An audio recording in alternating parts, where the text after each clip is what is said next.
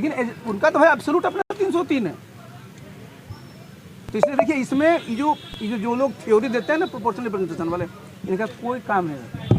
इनका काम रहता है सिर्फ कैसे झगड़ा लगाएं, झगड़ा बढ़ाएं। तो नीतीश जी भी गलत बोले उस समय, इसका मतलब जो भी बोले हो जी, नीतीश जी गलत बोले 2019 अरे हम जो भी बोले, मैं बता रहा हूँ, मैं नाम किसी का नहीं लेता हूँ, लेकिन मैं बात बता रहा हूँ कि ये स्वीकार करना पड़ेगा कि 2019 में 303 था और जिस समय ये लोग थे उसमें कितना था, 181 था। आप प्रोपोर्शनल रिप्रेजेंटेशन कर दीजिएगा, आपको बुला लिया, ये बहुत बड़ी बात है। इस बार क्या कारण रहा? अरे नहीं, हम कैसे बोल सकते हैं जी? मैंने अरे सुनिए, अरे कहा हमको बता दे, ललन जी हमसे काहे नाराज रहेंगे जी?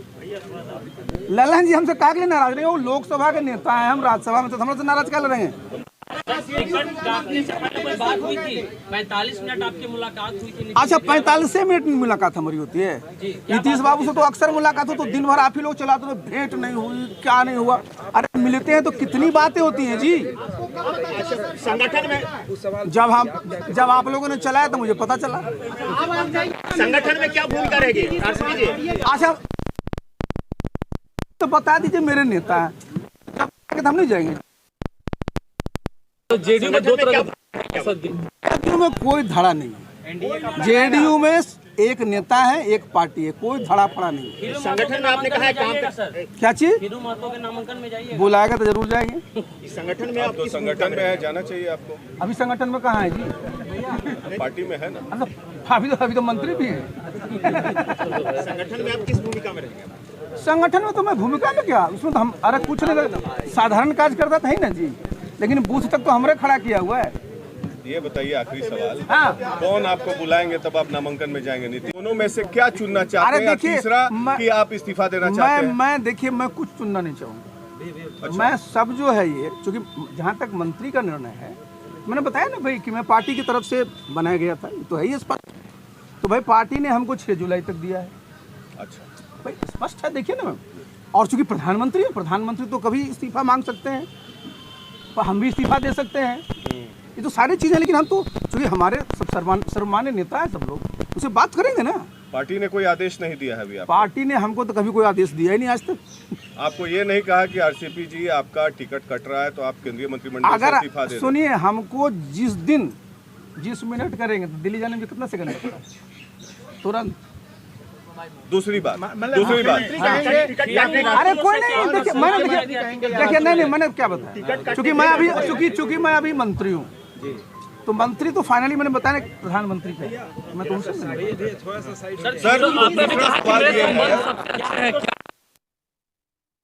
संबंध जमाने से आप चल गए पिछले बार।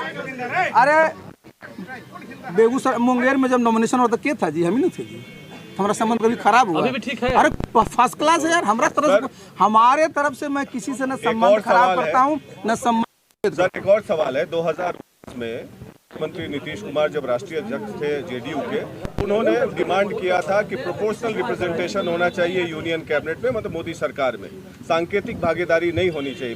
तो क्या आपको लगता है कि फिर से नीतीश जी को एक सांकेतिक भागीदारी लेके मंत्रिमंडल में रहना चाहिए या और प्रोपोर्शनल रिप्रेजेंटेशन होना चाहिए? जैसे कि आपने कहा कि अति पिछड़ी जाति है, सोशल सेगमेंट है, सेक्शनल इश्यूज है, तो क्या उनका भी रिप्रेजेंटेशन होना चाहिए? क्योंकि बीजेपी कोटे से अपर कास्ट का डोमिनेंस है केंद्रीय मंत्रिमंडल में बिहार से, तो क्या आपको लगता है कि उस समाज का भी रिप्रेजेंटेशन होना चाहिए? देखिए, आपने दो बातें कही। एक आपने कहा कि साहब, पहला बात कहा आपने प्रोपोर्शनल रिप्रेजेंटेशन। हाँ, देखिए एक बात जरा समझिए जरा, एक बात जरा समझना बहुत जरूरी है। जब हमारे नेता आदरणीय नीतीश बाबू, आदरणीय जॉर्ज साहब स्वर्गीय, जब केंद्र में मंत्री थे, तो उस समय का जरा लोकसभा का आप देख लीजिए, जो वहाँ पर जो उनका बनावट थी, सबसे बड़ी पार्टी भारतीय जनता पार्टी थी, 180 81 82 सीट थी, सभी अलायंस पार्टनर थे।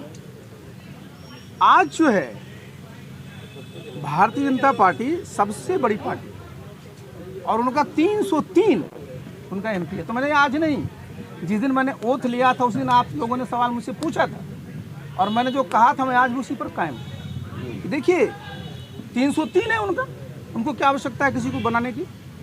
लेकिन वो तो उनकी सदा सहायता है और उदारता है कि उन्होंने कहा कि नहीं भाई आप चूंकि हमारे मैं पार्टनर आपको हैं, टोकूंगा। एक मिनट, आप तो प्री पोल अलायंस है। नहीं नहीं नहीं नहीं, एक मिनट, कि भाई आप जो हैं देखिए हमारे, सुनिए, आप लोग के मन में जो तरह तरह की बात है, मैं अपने मन में कुछ नहीं रखता, बहुत मैं साफ रहता हूँ। और मैं जहाँ रहता तरह तरह के सेक्शन इंटरेस्ट हैं, इसी को लेकर कर, और जो ज्योग्राफी हमारी इतनी बड़ी है, हमने संगठन में 33 प्रकोष्ठ बनाए, आपको याद होगा, और हमने बहुत सारे ऐसे बड़े प्रकोष्ठ हमारे हैं, उनको हमने उत्तर दक्षिण में माना, और हमने जितने निर्णय लिए थे, इस निर्णय का पीछे यही था उद्देश्य कि कैसे हमारा संगठन मजबूत हो, और इस सभी निर्णय मैंने अपने नेता नीतीश बाबू के परामर्श से ही लिया, और इसे निश्चित रूप से हमारी पार्टी बूथ स्तर पर मजबूत है और हमारे कार्यकर्ता बूथ स्तर तक पहुंच गए। तो मेरे लिए बहुत बड़ी उपलब्धि है। और मैं तो बताऊं कि जब आपका टीवी चल रहा था 8-10 दिन से, तो सबसे ज़्यादा कोई हमारा शुभचिंतक गांव में रहता है तो आप जानते हैं, समर्थक और कार्यकर्ता, वो सब दिन भर फोन पर ही लग रहे थे क्या हुआ। तो देखिए बहुत बड़ी उपलब्धि हमारे लिए कि हमारी इतनी बड़ी जो हमारी संगठन की ताकत है। आज भी मैं जब कई महीनों से उनके बीच नहीं जा पाया हूँ तो वो लोग एक्टिव रहे हैं। तो मैं तो अपना जो हमारा प्रदेश का जो नेतृत्व है, प्रदेश अध्यक्ष हैं पार्टी के, उनसे मैं अनुरोध करूँगा, 2-3 अनुरोध। देखिए अब तो संगठन में मुझे काम करना है क्योंकि पार्टी अपनी है, मजबूत है। प्रकोष्ठ बनाया गया था, अब इन लोगों ने उसको 12-13 कर दिया। अरे साहब बढ़ता है, 33 को 53 पर ले जाइए, लेकिन घटाते क्यों? तो मैं तो अनुरोध करूंगा कि 33 जो प्रकोष्ठ हमने उसमें बनवाए थे उन सब का पुनर्जीवित करें। सबसे पहला चूंकि काम कर रहे हैं साहब, आप और बनाइए, और बहुत जो बड़ा बड़ा हमारा जो प्रकोष्ठ है जिसमें उत्तर और दक्षिण था उसको भी करिए। और मैं तो संगठन का आदमी हूँ जी, अब तो मैं समय भी ज़्यादा उसी पर ही दूंगा। तो जहाँ भी हमारे साथी संगठन में बुलाएंगे मैं हमेशा उपलब्ध रहूँगा। तो मैं आपके माध्यम से हमारे जितने संगठन के साथी हैं, नाराजगी, पार्टी की गुटबंदी या लोकसभा की तैयारी, देखिए ऐसा है ना, हमसे कोई नाराज क्यों होंगे जी? मैंने आज तक तो कोई काम ही नहीं किया किसी को नाराज करने का। मैं तो कभी ऐसा काम ही नहीं करता हूँ कि कोई नाराज हो, बल्कि जो नाराज रहते हैं, कोई नाराजगी की बात पता चल जाती है, उनसे दूर करता हूँ। तो ये तो बताया ना आपको कि नेता की सोच है, नेता ने सोचा होगा कि कैसे पार्टी और मजबूत हो, प्लस वो सोचा कैसे हमारा, मेरे बारे में कि उनका कैसे आगे अच्छा हो।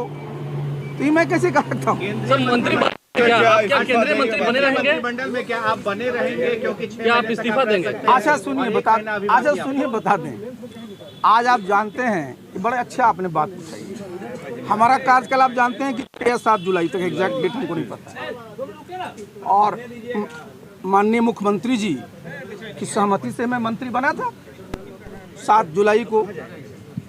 और आप जानते हैं मंत्रिमंडल में कोई रहता है तो मंत्री बनाने का जो विशेषाधिकार है वो आदरणीय प्रधानमंत्री जी का होता है। तो मैं तो दिल्ली जब जाऊंगा तो निश्चित रूप से भेंट होगी, बातचीत करेंगे। तो हमारा तो भाई आप सामने जब है कि जब संगठन का काम करना है तो संगठन का काम करेंगे। बाकी तो देखिए एक बात मैं बता देता हूँ, मैंने आज तक जो भी मुझे जिम्मेवारी मिली, चाहे मैं सिविल सर्विस में था तब या मैं इधर था तब, मैं अपने काम को मजबूती से करता हूं और पूरी ईमानदारी से करता हूं, पूरी निष्ठा से करता हूं। संगठन में क्या भूमिका रहेगी? मोदी जी संगठन में क्या भूमिका रहेगी? फ्री मंत्रियों को टिकट मिला, क्या आपसे सलाह लिया? अच्छा अभी बताइए, प्रधानमंत्री देखिए जी से आप क्या बात करेंगे? अरे हमको आप क्या इस्तीफा देंगे या मंत्रिमंडल में बरकरार अरे रहेंगे? भाई ते तो बताया नहीं, तो प्रधानमंत्री का विशेषाधिकार होता है ना जी। तो हम तो उनके पास जाएंगे कि सर मेरे लिए क्या आदेश है। 2 नियम है सर, एक कि आपका कार्यकाल 7 जुलाई तक या 6 जुलाई तक है, दूसरा उसके बियॉन्ड आप 6 महीना और रह सकते हैं। लेकिन उनका तो है एब्सोल्यूट अपना 303